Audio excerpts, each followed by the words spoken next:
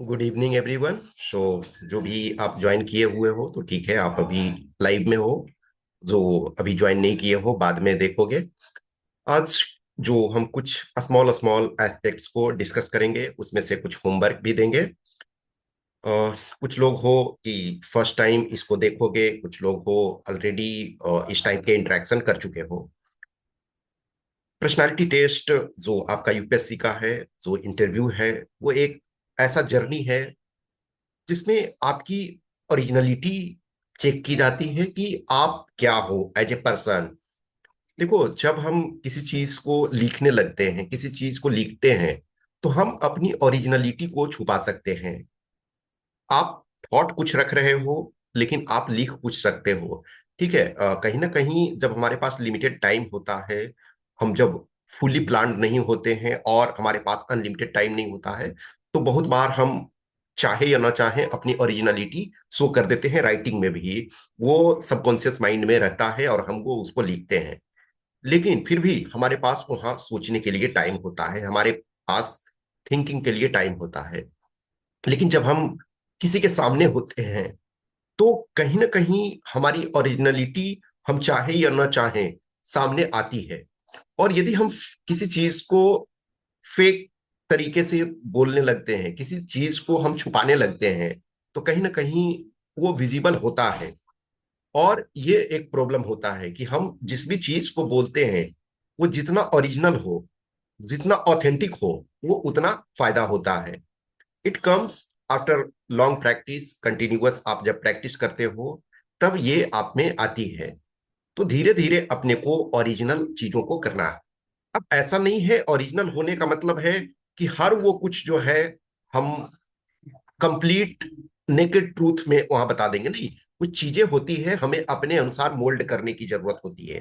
तो हम बार बार चीजों को प्रैक्टिस करना होता है कि हमें अपनी ओरिजिनलिटी की सेंस तक दिखाना है। देखो, रैंडम बहुत बार आप अपने लाइफ में सोचो कि बहुत बार कोई रैंडम क्वेश्चन हमसे पूछा जाता है और शायद हम उस क्वेश्चन के लिए प्रिपेयर्ड नहीं होते हैं। जब हम उस क्वेश्चन के लिए प्रिपेयर्ड नहीं होते हैं और हम झूठ बोलते हैं, तो कहीं ना कहीं हमारा जो फेशियल एक्सप्रेशन होता है, हमारा जो टोन होता है, हमारा जो लहजा होता है, वो थोड़ा नॉर्मल से डिफरेंट होता है। और यही ऑब्जर्व आपको इंटरव्यू बोर्ड करते हैं। मल्टीपल मेंबर्स हैं वहाँ, एक आपसे क्वेश्चन पूछ रहे हैं तो दूसरे अदर जो हैं वो आपको ऑब्जर्व कर रहे हैं। तो हमें इस जर्नी में जो प्रिपरेशन कर रहे हैं, उसमें किसी चीज को जो आप शो करना चाहते हो, जो आप बताना चाहते हो, उसको इतनी प्रैक्टिस करनी है और इस ढंग से उसको मोल्ड करने की जरूरत है कि वो हमें लगे नेचुरल है। जैसे हर पर्सन ने अपनी लाइफ में कुछ ना कुछ गलतियां की है, नो डाउट।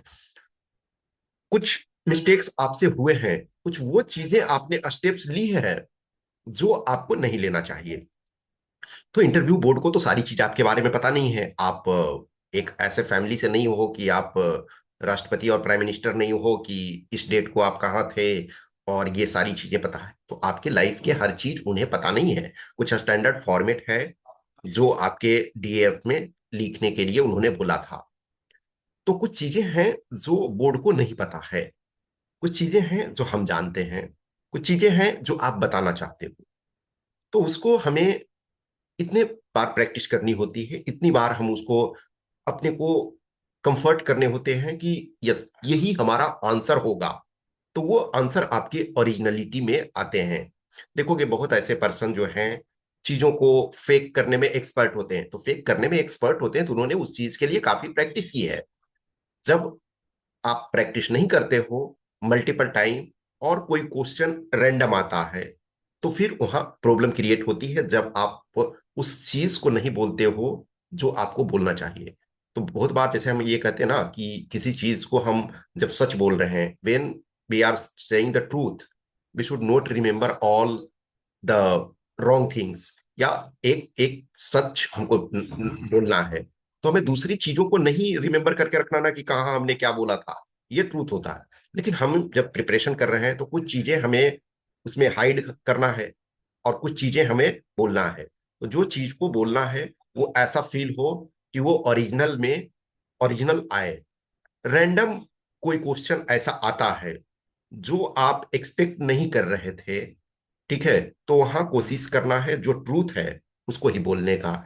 जिन क्वेश्चन को आपने विजुअलाइज किया हुआ है और जिस क्वेश्चन को आप इंटरव्यू में जाने से पहले विजुअलाइज कर चुके हो और उसके आंसर वो आपने प्रिपेयर किया हुआ है कि yes this is my answer, तो उसमें आप अपने अनुसार मोल्ड करने का आपके पास विकल्प होता है। लेकिन कोई भी क्वेश्चन जो है वो रैंडम यदि आपसे पूछा गया है, तो वैसे केस में आपको कोशिश करना है कि ट्रूथ बोलने के लिए। क्योंकि जब आप रैंडम में अपने आंसर चेंज करते हो, तो वो आपके फेशियल एक्सप्रेशन, आपके आई कांटेक्ट, आपके बॉडी जेस्चर पोस्चर से वो पता चलता है कि the person is not saying the truth. तो ये इस चीज का ध्यान रखना है कि हमें कोशिश करना है, we should try our maximum कि we should be in original, originality को मेंटेन करने की जरूरत है। जिस भी चीज को आप आंसर को चेंज करना चाहते हो, मॉडिफाई करना चाहते हो, उसको प्रायर में मॉडिफाई करोगे। और जिस चीज को आप अपने ट्रैक से, यानी कि हम जिस चीज को चेंज करने करने वाले हैं, उसमें आपको मोर एंड मोर प्रिपरेशन करना। जैसे फॉर एग्जांपल आपका नेम कोई पूछता है, क्या आपको इसमें सोचने की जरूरत है कि हमको अपना क्या नाम बताना है, फुल नेम बताना है या हाफ नेम? नहीं, आपका जो नेम है वो उसमें आपको सोचने की जरूरत नहीं है। आपने कोई ग्रेजुएशन किया हुआ है कोई सब्जेक्ट में, आपको उसमें सोचने की जरूरत ही नहीं है, क्योंकि वो ट्रूथ भी है और ओरिजिनल पोजीशन भी है। तो उसमें आपको कोई प्रैक्टिस करने की जरूरत नहीं। लेकिन कुछ डायमेंशन है जिसको आप चेंज करना चाहते हो, वो एस्पेक्ट आप नहीं बोलना चाहते हो, जो शायद उसका आंसर राइट वे में हो सकता है, आप स्लाइटली उसको मॉडिफाई करना चाहते हो, तो उनको मल्टीपल टाइम आपको प्रैक्टिस करने की जरूरत होती है, ठीक है। तो एक एस्पेक्ट आज के लिए है कि ओरिजिनलिटी को आपको मेंटेन रखना है, ओरिजिनल पोजीशन को आपको रखना है, और जहां भी चेंज है, चेंज करना है, तो एक्सपेक्टेड चीजों में चेंज करना है कि हम इस डायमेंशन को चेंज करना चाहते हैं थोड़े बहुत आंसर्स। वो मैं आगे और चीजों को मैं डिस्कस करूंगा इस एस्पेक्ट्स को, अभी फिलहाल के लिए इस को ध्यान रखना। दूसरी जो मैं अगेन एंड अगेन इस चीज को बोल रहा हूं कि एक स्टोरी टेलर होने की कोशिश करना है। दुनिया में जितने भी सक्सेसफुल हैं, दुनिया में जितने भी पर्सन हैं, सबकी अपनी स्टोरी है। और हमारी स्टोरी और वो सक्सेसफुल स्टोरी में बहुत सारे चीजें कॉमन होगी। जैसे कोई दुनिया का पर्सन हो, चाहे वो प्राइम मिनिस्टर हो, चाहे वो प्रेसिडेंट हो, और चाहे दुनिया के सबसे बड़े डिक्टेटर हो, या दुनिया के सबसे बड़े सेंट हो, सब कोई उसी नेचुरल अवस्था में पैदा हुए हैं जैसे कि हम हुए हैं। लेकिन जब वो ग्रोइंग एज में होते हैं, तो सबकी अपनी जो सराउंडिंग्स होती है, फैमिली लाइफ होती है, उसके आधार पे उनकी लाइफ चेंज होती है। जैसे कोई अर्बन एरिया में उनका जन्म हुआ, कोई हमेशा अर्बन एरिया में रहे, तो उनका जो सोशल सर्किल है, उनकी अपब्रिंगिंग है, वो थोड़े डिफरेंट तरीके से होगा। और कोई रूरल एरिया में है, उनका डिफरेंट होगा। सपोज कोई ट्राइबल एरिया में रहे हैं, तो उनका अपब्रिंगिंग लिटिल डिफरेंट होगा। लेकिन सबके पास अपनी यूनिक स्टोरी होती है। जब भी हमें मौका मिलता है, तो हमें अपने स्टोरी को यूनिक तरीके से प्रेजेंट करने की कोशिश करना है, कुछ चीजें इंटरेस्ट के एंगल से। जब आप बहुत सारे फेमस पर्सनालिटी को देखते हो, बहुत सारे फेमस पर्सनालिटी को सुनते हो, उनके लेक्चर्स, उनके स्पीचेस, या कभी किसी नोवेल को पढ़ते हो, बुक को पढ़ते हो, तो और जब बहुत सारे एस्पेक्ट्स देखोगे, तो ये लगता है कि यस, हमने भी उसको फील किया है अपनी लाइफ में। लेकिन शायद हम अभी इस कंडीशन में नहीं आए हैं कि हम अपनी स्टोरी सबको बता सकें। जब वंस आप सक्सेसफुल हो जाते हो, वंस आप एक जीवन के इस मुकाम पे पहुंच जाते हो जहां शायद आपके स्टोरी के बहुत सारे ऑडियंस होंगे। अभी क्या है, आपके जो इनर मोस्ट सर्किल में है, जो फ्रेंड हैं या फैमिली मेंबर में हैं, तो कुछ सुनना चाह रहे हैं, कुछ नहीं सुनना चाह रहे हैं। लेकिन हम जब बोर्ड में जाएं, तो हमें वो स्टोरी जो है प्रॉपर फॉर्मेट में, कुछ आपके जैसे लेटेस्ट एक स्टोरी का मतलब ये नहीं है कि आपको वो बोलेंगे कोई स्टोरी सुना, नहीं। जैसे आपकी कोई हॉबी है, कुछ उसमें ऐसी चीजें जुड़ी हुई है, कोई मेमोरी ऐसी है, आपने जैसे कोई लीडरशिप रोल प्ले किया। आप अपने स्कूल में, कॉलेज में, किसी अवस्था में, किसी कंडीशन में आप कोई लीडरशिप रोल में थे, या किसी स्पोर्ट्स से आपका इंटरेस्ट है, उससे जुड़ी कुछ ऐसी स्टोरी होती है। और when they are giving you opportunity, तो उसको बोलने की कोशिश करना है। हमेशा देखो, जो आप जब भी कम्युनिकेट करते हो, तो उसमें जो सामने वाले पर्सन हैं, उनको थोड़ा इंटरेस्ट आना चाहिए। यानी कि हम उनके फ्रीक्वेंसी के साथ अपने को शामिल करेंगे। तो जब भी हमारी कोई स्टोरी हो, जब भी हमारे पास कुछ कहने के लिए हो, तो हमको उनके एक्सपेक्टेशन के अकॉर्डिंग एडजस्ट करके चीजों को बताने की कोशिश करना है। अब ये बोलोगे कि ये कैसे होगा, तो ये कोई ऐसा, इसमें हार्ड एंड फास्ट रूल नहीं है। आप धीरे धीरे जैसे आगे चलते चलोगे, चीजें जब जैसे मॉक इंटरव्यू और ये सारी चीजों में, और कुछ के जैसे सक्सेसफुल कैंडिडेट्स हैं उनके मॉक इंटरव्यू वगैरह देखोगे, तो आपको धीरे धीरे आइडिया होगा कि यस, हमें किस ढंग से जुड़ने की जरूरत है। ठीक है। तो आप ओरिजिनलिटी पर ध्यान रखोगे। दूसरा है स्टोरी टेलिंग पे। दुनिया के जितने भी सक्सेसफुल हैं, वो सबकी स्टोरी बिकती है। बिकती है का मतलब है कि उसके ऑडियंस होते हैं, ठीक है ना। उनकी ऐसा नहीं है कि कोई एकदम यूनिक होती है। जैसे ठीक है, कोई ऐसे पर्सन जब सक्सेसफुल हो जाते हैं तो बहुत सारी स्टोरियां गढ़ते हैं, यानी कि वो एक्चुअल में उनके साथ हुआ नहीं था। लेकिन आप बहुत सारे, किसी भी पर्सन, मैं किसी का यहाँ नेम नहीं लूंगा और ना तो जस्टिफाई करने की जरूरत है, लेकिन देखोगे कि बहुत ऐसे पर्सन हैं जो वो जिस बैकग्राउंड से आए हैं, या उनके पास जो अपॉर्चुनिटीज थी, उनके पास जो ऑप्शंस थे, उनके अनुसार पॉसिबल वो नहीं लगता है, लेकिन फिर भी वो उस चीज को बोलते हैं। तो उनके पास वो ऑडियंस होती है। और कहीं ना कहीं जब सक्सेस के शीर्ष पे होते हो, सक्सेस के पोजीशन में होते हो, तो लोग चाहे या ना चाहें उसके सुनने वाले होते हैं। और कुछ ऐसे आपके लोग होते हैं जो आप कुछ भी बोलते हो तो उसको एक्सेप्ट करने के लिए तैयार होते हैं। लेकिन हम जो कुछ बोल रहे हैं, तो उस पर काउंटर क्वेश्चन भी वहां किया जा सकता है। इस बात का इंटरव्यू में हमेशा इसी बात का ध्यान रखना है। रिटर्न में आपके पास जो है काउंटर क्वेश्चन नहीं है। एक बार ऐसे का टॉपिक दे दिया, यानी मिल गया question paper, there will be no change in that. एक बार आर्गुमेंट का टॉपिक हमें मिल गया, वो वही आर्गुमेंट टॉपिक रहेगा, उसमें कोई चेंज नहीं होगा और ना कोई क्रॉस क्वेश्चन होगा। लेकिन यहाँ हमारे हर स्टोरी, हमारे हर रिप्लाई पर क्रॉस क्वेश्चन किया जा सकता है। ठीक है। एक और चीज है डायमेंशन। होमवर्क मैं ये दे रहा हूं एवरी टाइम। मैं कैंडिडेट से ये होमवर्क करवाता हूं, एक स्वोट एनालिसिस। SWOT। स्वोट। एस स्ट्रेंथ, ओ आपका, डब्लू आपका वीकनेस, ओ अपॉर्चुनिटी, और T threat. Means strength, weakness, opportunity, threat. अब देखो, जो स्ट्रेंथ एंड वीकनेस होता है वो किसी पर्सन का पर्सनल होता है, और यानी कि वो इंटरनल फैक्टर हैं। और जो अपॉर्चुनिटी एंड थ्रेट्स हैं वो एक्सटर्नल फैक्टर्स हैं। तो अपॉर्चुनिटी और थ्रेट्स को कम फोकस करना है, लेकिन स्ट्रेंथ एंड वीकनेसेस को थोड़ा ज्यादा फोकस करना है। हर पर्सन है जो इंटरनली जिसके पास स्ट्रेंथ है। हर पर्सन के पास अपनी पॉजिटिव एस्पेक्ट्स हैं, और हर पर्सन है उसका कुछ निगेटिव है, वो किसी भी फॉर्म में हो सकता है। लेकिन जब हम किसी भी डायमेंशन को, किसी भी स्ट्रेंथ हो या वीकनेसेस हो, हमें इस ढंग से मैच करने की जरूरत होती है कि जो एटलीस्ट DAF में जो हमारी पर्सनालिटी है उसके बेस पे कहीं ना कहीं मैच करे। वो रैंडम नहीं होना चाहिए। तो एक होमवर्क आप लोग के पास रहेगा कि स्ट्रेंथ, वीकनेस, अपॉर्चुनिटी और थ्रेट, ये आप अपनी लाइफ के संबंध में आप लिखोगे। यानी कि 100 वर्ड्स ईच, 4 टर्म्स, ठीक है ना। स्ट्रेंथ है तो आप 100 वर्ड्स अपने स्ट्रेंथ पे लिखोगे। वीकनेसेस जो हैं वो आप अपने वीकनेसेस को लिखोगे 100 वर्ड्स में। अपॉर्चुनिटी क्या है आपकी लाइफ में, उसको 100 वर्ड्स में लिखोगे। और थ्रेट क्या है, वो उसको 100 वर्ड्स में लिखोगे। सामान्यतः जब भी हम वीकनेसेस को लिखते हैं तो वीकनेसेस इस टाइप का होना चाहिए कि किसी वीकनेस में हमारा कुछ ना कुछ पॉजिटिव चीज भी छुपा हुआ हो। जैसे हम सिंपली बोलते हैं ना कि कोई भी घड़ी खराब भी है तो 24 घंटे में 2 बार अच्छा टाइम देती है।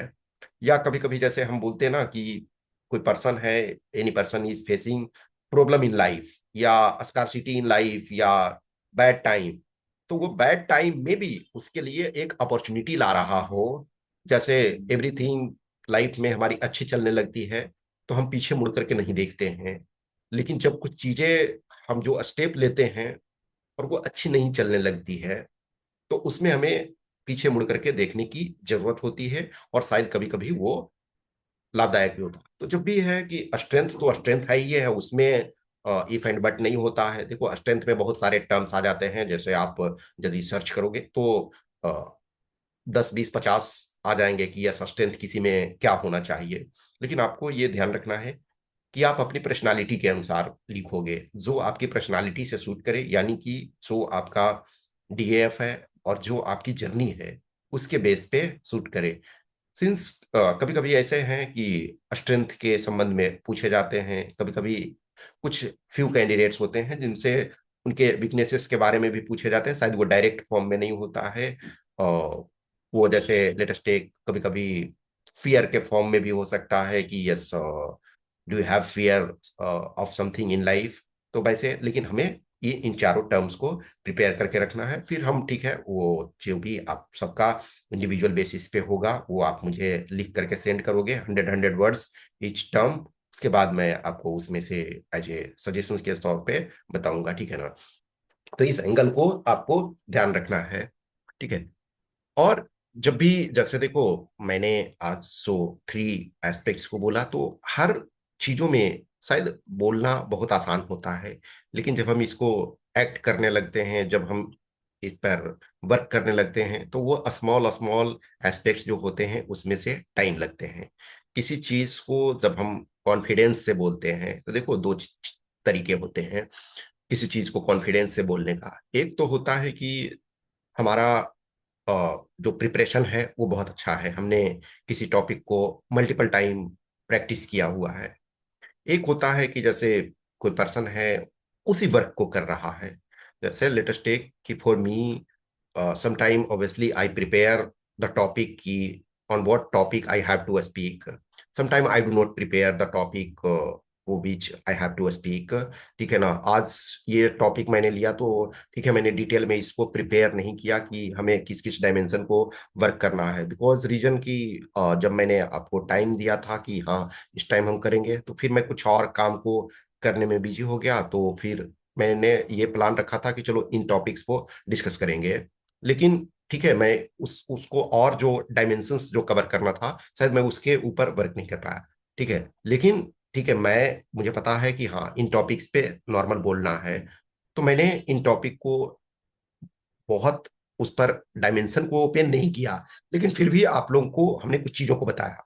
तो ये क्या है, मेरे लिए नेचुरल है कि आई नो कि I am a mentor of you all and you are candidate who is preparing for interview. तो मेरे पास एक कॉन्फिडेंस है और मेरे पास प्रायर एक्सपोजर है इन चीजों को डिस्कस करने का, सो मेनी टाइम से डिस्कस कर रहा हूँ। तो एक तो कॉन्फिडेंस ये होता है कि जैसे कोई पर्सन रेगुलर रूप से उस चीज को कर रहा है, so many times I I record video extempore, कुछ चीजों को मैं ज्यादा नहीं 2 3 कीवर्ड लिखता हूँ और उसके बाद वो बोलना स्टार्ट करता हूँ। बट समटाइम आई प्रिपेयर कि यस ये डायमेंशन को थोड़े से हमें कवर करने की जरूरत होती है। तो वैसे ही जब आप किसी चीज को मल्टीपल टाइम करते हो, कुछ ऐसे एरिया आपके पास होते हैं जिसमें आप कंफर्टेबल होते हो, जिसमें आप नॉर्मल रूप से बोल पाते हो, तो इन चीजों को हम जितने बार प्रैक्टिस करेंगे, जितनी बार अपनी स्टोरी को अपने मन में बोलने की कोशिश करते हैं, जो टर्मिनोलॉजी है, एक कभी कभी देखो किसी पर्सन के इंटरव्यू आप जब देखते हो या मॉक इंटरव्यू देखते हो या तो ये नॉर्मल कैंडिडेट्स जो हैं जो सिलेक्टेड उनको छोड़ो, ये जो बहुत सक्सेसफुल पर्सन हैं कभी कभी उनको देखते हो, तो क्या है वो कौन सा आपको अट्रैक्ट करता है, जिसमें स्टोरी इंटरेस्टिंग हो, जिसमें ये लगे कि अभी फिनिश नहीं हुआ है, अभी और मोर एक्साइटिंग थिंग आने वाला है। किसी भी मूवी को देखते हो कि वो मूवी जब बनता है तो उसके पहले आपको एक क्लिप दिखाया जा रहा है कि यस इस मूवी में ये कुछ हो सकता है, लेकिन वो पूरी स्टोरी नहीं है। वो जस्ट एक स्मॉल फॉर्मेट है, तो आपकी क्या है, क्यूरियोसिटी बढ़ती है। लेकिन जब आप मूवी देखने जाते हो, बहुत ऐसी मूवीज होती हैं जिसमें आप फाइनल बता ही नहीं सकते हो ना, कि अभी कंक्लूजन, जब तक पूरी मूवी नहीं देख लोगे कंक्लूजन पे आप नहीं आ सकते हो। लेकिन कुछ मूवीज जैसे आप देखोगे, जो देखो कुछ मूवी होते हैं जो कोई इंपॉर्टेंट इशू को, टॉपिक को लेते हैं, और उसमें उनके अलग तरीके का मैसेज होते हैं। एक मूवी होते हैं, जैसे आपने हिंदी के बहुत सारे मूवीज देखे होंगे, तो उसमें जो ट्रेडिशनल टाइप का स्टोरी है, आप बहुत बार इमेजिन कर लेते हो कि फाइनल में क्या होना है। यस, आप समटाइम रॉन्ग भी हो जाते हो, लेकिन बहुत सारे जो मूवीज होते हैं उसमें आप गेस कर लेते हो। लेकिन बहुत ऐसे होते हैं जिसमें आप प्रॉपर गेस ही नहीं कर सकते हो कि क्या हो रहा है। तो जितनी आपकी क्यूरियोसिटी बनी रहती है, आप उतने आगे देखते हो। तो किसी भी पर्सन के जब इंटरव्यू देखते हो या कुछ चीजों को देखते हो, तो क्यूरियोसिटी बनी रहनी चाहिए। तो वैसे ही है, जब आप अपने इंटरेक्शन करते हो इंटरव्यू बोर्ड में, तो आपका जो आप में इंटरेस्ट है बोर्ड का, यदि फाइनल तक बना हुआ है, तो वो डेफिनेटली अच्छे मार्क्स देंगे। देखो, this is not a hidden fact कि हमेशा जो अच्छे मार्क्स जिन कैंडिडेट्स को मिलते हैं, तो कहीं ना कहीं वो कोशिश करते हैं कि वो इंटरेस्ट हमेशा आखिरी तक उनका बना रहे। अब इंटरेस्ट का ये मतलब नहीं होता है कि उनके लिए ये लगेगा कि ये बच्चा क्या कुछ बोल देगा, नहीं। आप आपने जो कुछ लाइफ देखा है उससे बेटर लाइफ उन्होंने देखा हुआ है, फिर भी उनके अंदर एक क्यूरियोसिटी की, यस, अभी ये बच्चा अच्छे तरीके से रिप्लाई कर रहा है, the candidate is replying well, और कमिंग डेज में कुछ हम और क्वेश्चंस इससे पूछ सकते हैं, कुछ टफ क्वेश्चंस भी पूछा जा सकता है, कुछ ऐसे भी क्वेश्चन पूछे जा सकते हैं जिसमें शायद इसका रिप्लाई लिटिल डिफरेंट हो सकता है। तो वो क्यूरियोसिटी कभी कभी जैसे कुछ कैंडिडेट्स के साथ होते हैं कि उनका परफॉर्मेंस स्टार्ट से ऐसा होने लगता है कि जब जो इंटरव्यूअर है वो इंटरेस्ट लूज करने लगता है। देखो, मैं खुद एज ए मेंटोर के तौर पे इस जर्नी में बहुत सारे कैंडिडेट्स को मैं गाइड किया हूं, तो उसमें से मैं खुद एज ए, देखो, जब मैं एक मेंटर हूं तो मैं तो कोशिश करता हूं ना कि हर पर्सन को जितना हो सके उसकी कैपेसिटी के अनुसार उसको सजेशंस, लेकिन वो मॉक इंटरव्यू के बाद सजेशंस मैं देता हूं ना। लेकिन जब मैं मॉक ले रहा हूं, तब तो मैं जितना हो सकता है उसके अकॉर्डिंग क्वेश्चन पूछता हूं। तो बहुत बार ऐसे बहुत सारे कैंडिडेट्स मिलते हैं जिनमें इंटरेस्ट फिर नहीं आने लगता है। फिर वो लगता है नहीं, मुझे तो क्वेश्चन पूछना ही है, मैं किसी कैंडिडेट को इग्नोर नहीं कर सकता हूं। लेकिन कुछ कैंडिडेट्स में मुझे लगता है yes, really the person is having potential. और ये जब आप ये क्यूरियोसिटी को आखिरी तक मेंटेन रखते हो या रैपो को मेंटेन रखते हो, तो डेफिनेटली है मार्क्स अच्छे मिलते हैं। और ऐसा नहीं है कि जो, जैसे मैं एज ए मेंटर हूं, तो मैं मॉक में जो फील कर रहा हूं, तो उसी टाइप के तो वो फील करेंगे ना। लेकिन हाँ, यहाँ क्या है कि आपके पास प्रिपरेशन का मौका है। यदि कुछ चीजें हमारी खराब हुई है, कुछ चीजें हमारी राइट ट्रैक पे नहीं गई है, तो हम उसको इम्प्रूवमेंट कर सकते हैं। यस, दिस इज ट्रू कि समटाइम ट्रेजिक इंसिडेंट हो जाते हैं। वो जो कहते हैं ना कि even if you are on right track, accident में happen. Same thing happens in interview, कि समटाइम बहुत अच्छे कैंडिडेट भी होते हैं, कभी कभी उनका लक अच्छा नहीं होता है उस टाइम पे, या कुछ ऐसे आंसर उनके मुंह से निकल जाते हैं जो नहीं होना चाहिए था।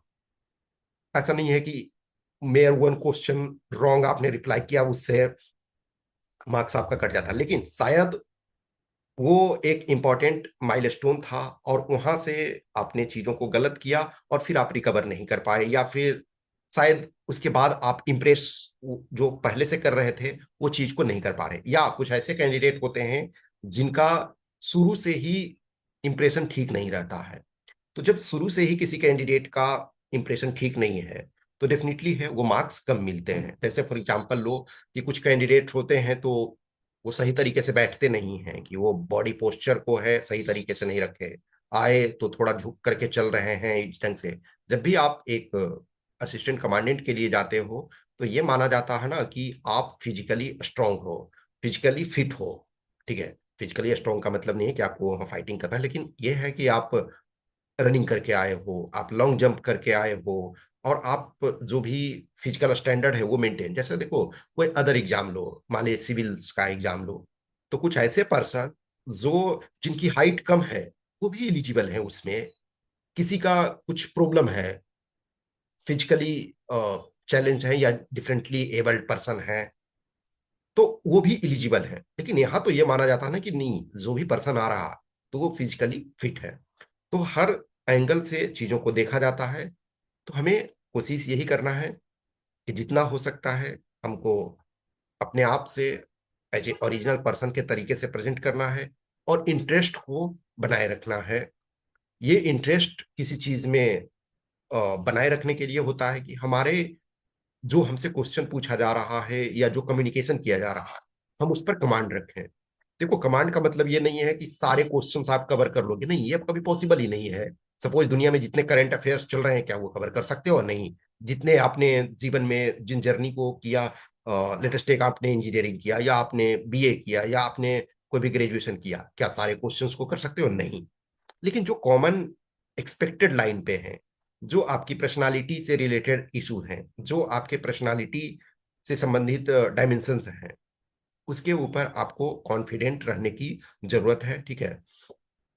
तो अभी मैं ये जो एक तो होमवर्क मैंने दिया है और कुछ चीजों को मैंने बोला है, तो उनको आपको वर्क करना है। अभी अब जो है नेक्स्ट 10 मिनट्स आप लोग क्वेश्चन जो है वो उसको पूछो। फिर हम लोग कल वाले में है, कल कुछ और डायमेंशंस को, कुछ और चीजों को डिस्कस करेंगे। ठीक है। तो नेक्स्ट 10 मिनट्स आप लोग क्वेश्चन जिनके भी हैं वो पूछ सकते हो।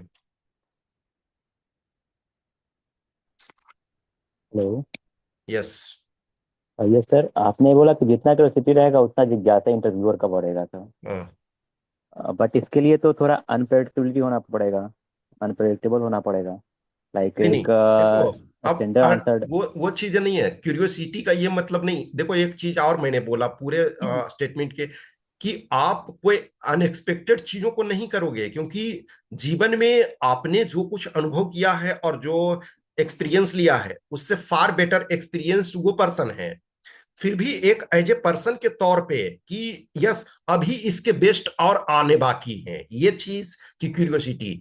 आप कोई ऐसा चीज नहीं बोल दोगे जो कि उनको लगेगा वाह, ये तो हम आज तक सोचे नहीं थे कि ऐसा इनोवेटिव लड़का हो सकता है, ऐसा इनोवेटिव कैंडिडेट हो सकता है। नहीं, क्यूरियोसिटी का मतलब है कि अभी इसके बेस्ट चीजें जो है और कह सकता है, चीजों को, क्वेश्चंस के जो रिप्लाई हैं वो बेटर तरीके से प्रेजेंट कर सकते हैं। ठीक है।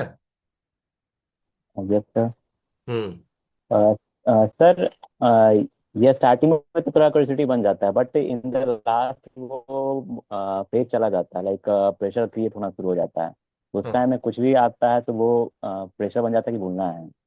देखो, उस कंडीशन ये में क्या ये करना है? यही तो हमको कोशिश करना है ना। जो अपनी जर्नी है, इसी में तो हमको कंफर्टेबल होने की जरूरत है। प्रैक्टिस और या जो भी हम बार बार एक ही चीज को वर्क करने का यही तो मतलब है कि हम उतने देर सरवाइव कर पाए। देखो, जैसे कोई भी एक पर्सन हो, एक T20 खेलता है या क्रिकेट, ये मैं टेस्ट खेलता है। T20 में होता है कि चलो जितनी जल्दी रन बना लेना है, लेकिन टेस्ट में तो यही होता है कि हमको सिर्फ रन बनाने पर ध्यान नहीं रखना है, विकेट भी बचा करके रखना है। तो आप ये जान रहे हो कि हमें 20 मिनट्स तक सरवाइव करना है। हो सकता है 25 मिनट्स लग जाए, हो सकता है 30 मिनट्स लग जाए। तो 30 मिनट्स की तो कैपेसिटी डेवलप करके रखना है। मे बी हमारा 15 मिनट्स में ही वो हो जाए, 20 मिनट्स में हो जाए, 18 मिनट्स में हो जाए। लेकिन आपको धीरे धीरे करके कैपेसिटी तो बनाना है ना, कि हम 30 मिनट्स तक सरवाइव कर सकें उसी एनर्जी से, जिस एनर्जी से हम इंटर किए हैं। देखो, रनिंग में क्या होता है कि आप रनिंग करते हो, शुरू में 100 मीटर रनिंग करते हो तो ब्रीदिंग अनकंफर्टेबल, अनईज होने लगता है।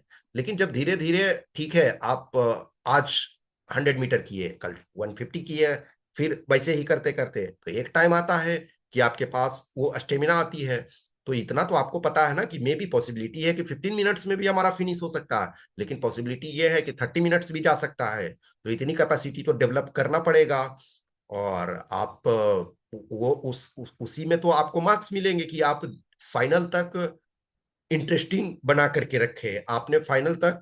देखो, हमेशा विकल्प हमारे पास नहीं होते हैं ज्यादा। विकल्प वो जो हमें प्रोवाइड करेंगे, उसी में हमको ऑप्शन ये देखना है, और उसी में हम एटलीस्ट ये डटे रहें। ये कभी नहीं लगना चाहिए हमारे बिहेवियर से या फेशियल एक्सप्रेशन से कि बस जान छूटे जितना जल्दी इस रूम से निकले, नहीं। जब तक वो कहते हैं, और मैक्सिमम आधे घंटे से ज्यादा किसी को ये नहीं करते हैं, तो उतने तो कैपेसिटी हमारे पास आना चाहिए ना। Yes sir. Anyone more? Hello sir. Yes. Hello sir. Yes. Hello yes, आ रही है आवाज आपकी, तनवीर सर, बताओ। एक क्वेश्चन था। हम्म। सर, जैसे लास्ट ईयर मैंने जब इंटरव्यू दिया था ना, तो हम्म। कुछ इथिक्स के क्वेश्चंस भी उन्होंने पूछे थे। हम्म। तो ऐसे अनएक्सपेक्टेड क्वेश्चन को क्या किया जाए फिर सर? जैसे देखो। इथिकल क्वेश्चन उन्होंने, जैसे वैल्यू का डेफिनेशन पूछ लिया था मुझसे। हम्म। तो ऐसे उस मोमेंट पे सोचना थोड़ा डिफिकल्ट हो जाता है ना, कि तुरंत से डेफिनेशन बना के उनको बताया ऐसे कुछ। देखो, किसी चीज का आप बुकिश नॉलेज नहीं है आपके पास, तो कम से कम लेमन टर्म में भी तो बोल सकते हो। जैसे एक सिंपल एग्जांपल लो, सोक्रेटिक डायलॉग जो है, यानी जो सोक्रेटिक मेथड्स हैं, तो क्या है उसमें? थेसिस, एंटीथेसिस, सिंथेसिस, ठीक है। मीन्स हीगल ने उसको सबसे ज्यादा हाल के दिनों में, मतलब मॉडर्न फिलॉसफी में यूज किया। लेकिन वो एक्चुअली सोक्रेट ओरिजिनली ये था कि किसी से पूछा करेज क्या है, किसी ने बताया कि करेज का मतलब है कि जो भी है जरूरत पड़ने पे फाइट करना या जो भी है। तो अब उसने बोला कि कुछ और चीजों को किया। तो आपको कोई भी चीज नहीं आता है, हमारा स्ट्रिक्ट डेफिनेशन नहीं आ सकता है, लेकिन हम लेमन टर्म में तो बोल सकते हैं ना। इस चीज के लिए तैयार रहोगे? वैल्यू सिंपल पूछ दिए, हमको कुछ नहीं आता है। तो वैल्यू का ये मतलब है कि वैल्यू वो वर्चूज हैं या वो गुड थिंग्स हैं जिनको सोसाइटी जो रिस्पेक्ट करते हैं और सोसाइटी हमसे एक्सपेक्ट करती है। ये कॉमन चीजें हैं। ये किसी भी चीज को देखो, दो चीजें होती है ना, कि हम, एक होता बुकिश डेफिनेशन या अकॉर्डिंग टू सोक्रेट्स ने क्या कहा, महात्मा गांधी के अनुसार, या नेहरू जी, या जो भी पॉलिटिकल थिंकर्स हैं या फिलोसफर हैं उनके अनुसार। तो ये जरूरी नहीं है हर चीज को आप ध्यान रखोगे। लेकिन लेमन टर्म में देखो, एक चीज हमेशा ध्यान रखो कि बहुत ऐसी चीजें होती है जिसको बोला जाता है ना कि आपने किसी चीज को सिंपल में समझा, तो एक बच्चे को किस ढंग से आप बता सकते हो उस तरीके से। अब शायद देखो, यदि हमें उस एंगल से नहीं है तो ये बोल सकते हो कि I am not knowing the, या at this time I am not remembering the exact definition, but in, if you permit, तो in layman term I can explain. तो यदि वो अलाउ करेंगे कि हाँ जो आप जानते हो उसको बताओ, तो उतना आपको बताने की कोशिश करना है। अब कुछ ऐसे क्वेश्चन आ गए जिसके बारे में आपने सुना ही नहीं, किसी फिलोसफिकल स्टेटमेंट को बोल दिया, या किसी ऐसे पर्सन के बारे में बोल दिया जिसका कि जीवन में आपने नाम ही नहीं सुना, या कभी सुना होगा तो मेमोरी में आपका नहीं है। तो वैसे सिचुएशन में बोल दो सॉरी, आई डोंट नो। लेकिन जो lemon general terms terminology use हो रहा है, अब जैसे सीधी सी बात है, ट्रूथ क्या है? अब इसके एग्जैक्ट डेफिनेशन किसी को नहीं ध्यान रहता रैंडम में, लेकिन आप कुछ तो बोल सकते हो, ठीक है। तो अब नन वायलेंस, नन वायलेंस का ये मतलब सिर्फ नहीं होता है कि हम किसी को फिजिकली हार्म नहीं करें। किसी के प्रति हमको एज ए रॉन्ग इंटेंशन भी नहीं लाना है माइंड में, तो वो भी एक चीज है। तो आप जितने चीजों को जानते हो, देखो यही तो हमारा बहुत बड़ा टेस्ट होता है ना, कि जिस चीज को हम मेमोराइज करके गए, जिस चीज को हम पहले से एक्सपेक्ट करके गए कि ये आ सकता है, और जिस चीज पे हमारा एटलीस्ट बेसिक प्रिपरेशन है, तो वो चीज को तो हम बोल देंगे। लेकिन एक आप ऑफिसर के तौर पे तो टेस्ट उन क्वेश्चंस में तो भी होता है ना, कि जो आप एक्सपेक्ट करके नहीं गए। और वो बोर्ड को देखो, जब आप किसी चीज को रिप्लाई करते हो, तो बोर्ड को आपके रिप्लाई से पता चलता है कि यस आप शायद इसमें कंफ्यूज्ड हो या अच्छे तरीके से नहीं पता, वो उनको पता है। लेकिन फिर भी आप जो जानते हो उसको लेमन टर्म में एक्सप्लेन करने की, देखो कहीं बस हम यदि गलत कंसेप्ट ना बोलें कि एकदम वो पूछ रहे हैं, वो नॉर्थ में पूछ रहे हैं, आप साउथ में जा रहे हो, वो नहीं होना चाहिए। लेकिन उस डायमेंशन में हो, थोड़े भी है, तो आप उस तरीके से रिप्लाई करना है, ठीक है। Okay sir, thank you. Anyone more? Yes sir, good evening sir. Good evening, हाँ बताओ। सर जैसे कि अगर किसी क्रिटिकल एनालिसिस करना हो किसी क्वेश्चन का, हम्म। और खास करके जैसे कि पॉलिटिकली क्वेश्चन हो, ठीक है। हम्म। जैसे कि अभी एग्जांपल के रूप में, अगर वो पूछे कि इंडिया में मतलब क्रिकेट कॉम्परेटिवली ज्यादा फेमस क्यों है दूसरे गेम की तुलना में। हम्म जैसे कि अगर फुटबॉल लेते हैं तो उतना हम्म फेमस नहीं है, ठीक है, जबकि वो ऑल ओवर वर्ल्ड खेला जाता है हम्म ऑलमोस्ट। हम्म तो इंडिया में जैसे कि इसका एक इंफ्रास्ट्रक्चर का कमी होना, पॉलिसीज का नहीं होना, वो सब एक अलग जगह पे है, हम्म ठीक है। हम्म और हम ये भी बता सकते हैं कि गवर्नमेंट ने मतलब कि इस तरह का स्टेप इनिशिएटिव लिया है, हम्म बजट एलोकेशन इंक्रीज किया है, हम्म मतलब कि अच्छा करने के लिए। तो ये तो अच्छा अच्छा बात हो गया। हम्म लेकिन अब जो एक, जैसे कि किसी भी देश में उसको आगे बढ़ने के लिए जो पॉलिटिकल लीडरशिप होता है वो बहुत हाई लेवल का होना चाहिए, मतलब इन द सेंस कि बहुत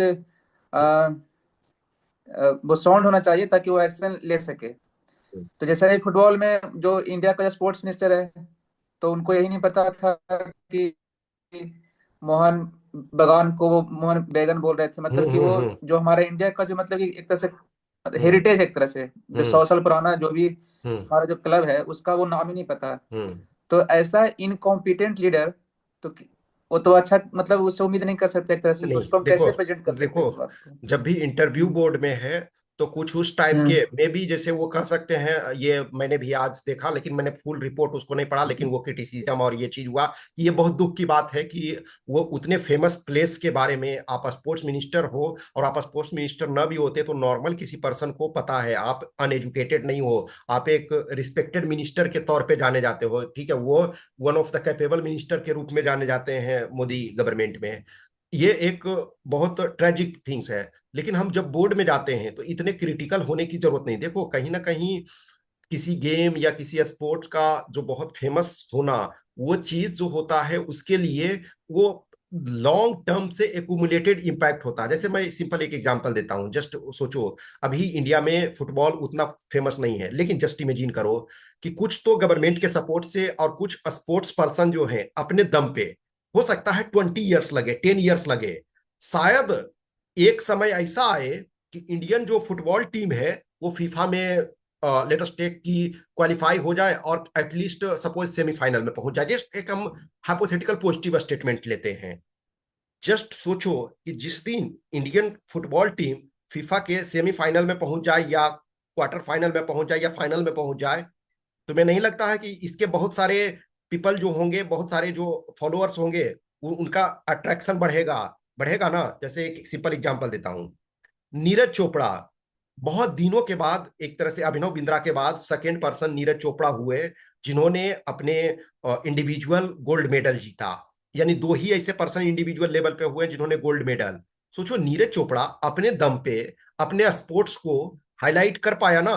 तो किसी भी चीज को, एक बार जिस चीज को बनने में, क्रिकेट एक दिन में नहीं बना, वो कहीं ना कहीं ब्रिटिश लेगेसी और ये इतने लंबे समय, अब जो आपकी आदत होती है वो आदत जो है लंबे समय, तो इसमें सबको स्टेक होल्डर को ये करना है। हम किसी चीज को एक इशू को लेकर के जितना ये नहीं कर सकते हैं, इतना क्रिटिसिज्म नहीं कर सकते हैं। Yes, it is bad thing, ये एक फैक्टर है।